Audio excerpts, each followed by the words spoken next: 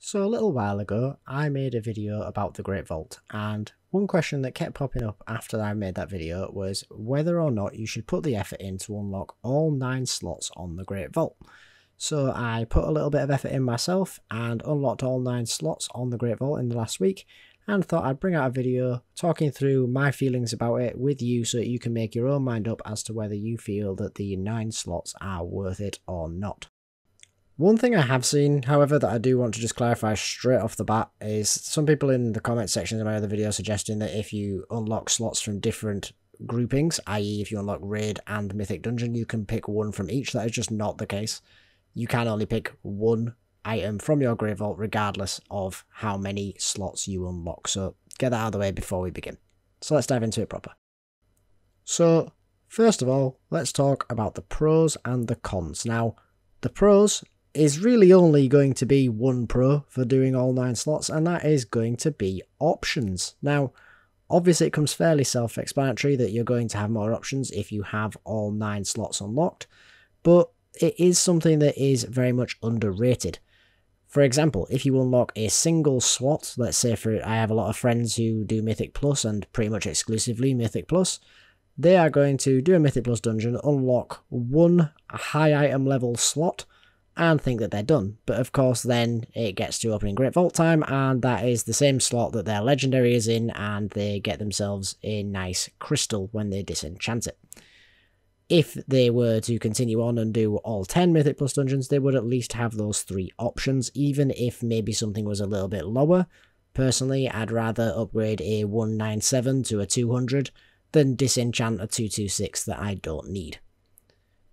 Beyond that, you are also going to have some variety in your gameplay when it comes to unlocking all 9 slots, which does mean that it is something that a lot of people enjoy, not being limited to a single piece of content in order to get a reward. You have a variety in there in order to be able to complete what you like to spice it up.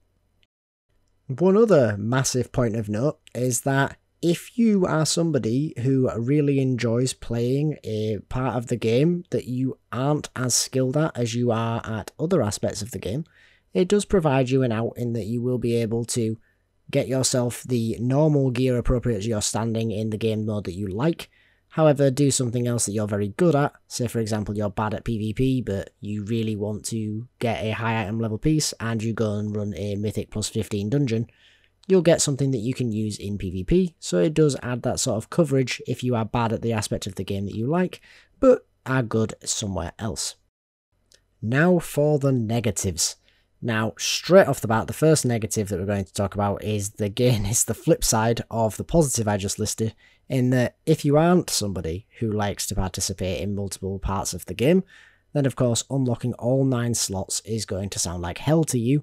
For example, I am not somebody who enjoys all aspects of the game. I despise raiding, at least in its current incarnation. So while I'm more than happy to do the PvP and the Mythic Dungeons every week, unlocking the raiding for the purposes of making this video, and also because of the trinket I happen to want there at the minute, does mean that I had to do things in the game that I didn't particularly enjoy doing, and that's not really something that you want from a game.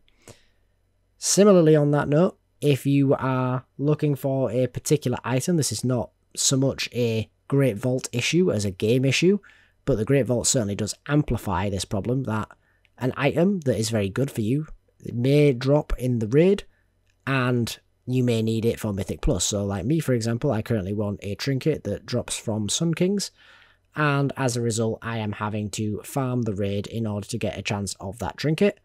And by extension, I had to do all 10 bosses in the raid to have 3 chances of that trinket when I opened my Great Vault. Now, the next major downside of this system, comparative to the previous incarnations of weekly reward systems, is that we are going to only have one reward. You may remember that in expansions gone by, we had rewards for Mythic Plus and for PvP separately, so you could get 2 rewards. Personally, I thought this was an excellent system because people do require 2 sets of gear if they're going to participate in 2 different aspects of the game, or many more. I personally have 4 or 5. And therefore getting multiple pieces isn't actually that bad, even for the same slots, because something might be good for, let's say, your raid set, but not for your PvP set. As a result, getting rewards across the different types of content would be a good way for this system to work better and encourage you to unlock all 9 slots, but alas, you do not.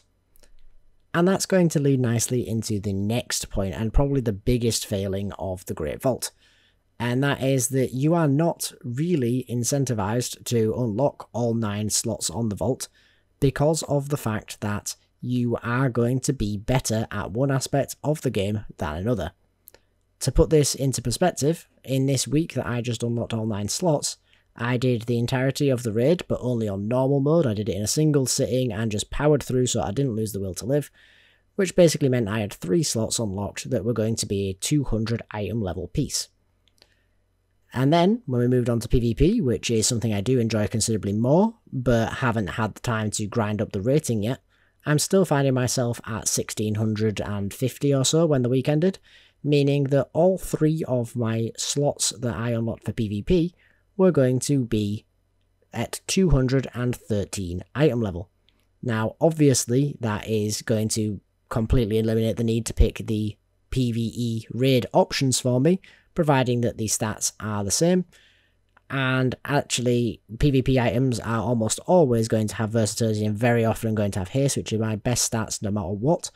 So it meant that unless I got that one very unique trinket that is very much an exception to the rule, I was always going to put the PvP pieces ahead of the raid pieces, and those 3 points that I unlocked were essentially completely pointless.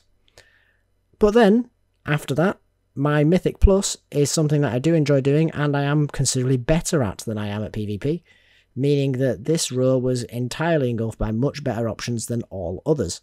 I easily got 2 220 pieces and 1 223 piece without really putting in very much effort in the game in regards to pushing keys this week because I was more concerned about getting all 9 slots unlocked.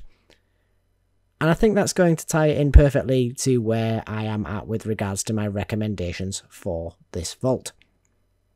If you are somebody who wants to get the best options from their Great Vault, you are going to be better off powering it out in the game mode that you enjoy the most and ideally perform the best in, because if, like my example, I were to put the time in to get myself 10 15s done, I would have had 3 options at 226 item level, completely negating anything I was ever going to get from the other 2 sources.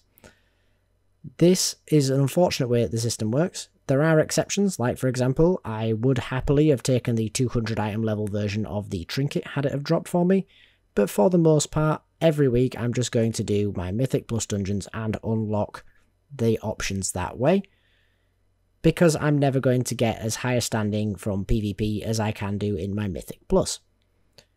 If you are someone, however, who does enjoy playing all aspects of the game, then obviously unlocking the extra slots is not a bad thing. It's only going to hurt you if, for example, like in my case, I spent so much time grinding out the PvP, I didn't get all of my Mythic Plus done, and I reduced the options or the item level of the options available to me that way. So in very brief conclusion, do not do any aspect of the game that you do not enjoy. I don't think that's a very good way to spend your time. If you think it's worth the hits because there is a chance of getting an item that is going to greatly amplify you in the aspect of the game that you do like, then obviously that is a judgment call you'd have to make for yourself and it may be worth it for you. But beyond that, you will probably be much better off getting to the highest standing possible in the aspect of the game that you like, because having higher item level rewards is going to be mathematically better chances of you getting an upgrade than having more options of an average standing. But that's going to about do it for this video, guys. I do hope that you enjoyed the video. If you did, please do consider liking the video and subscribing to the channel. But for now, guys, I hope to see you in the next one. Later.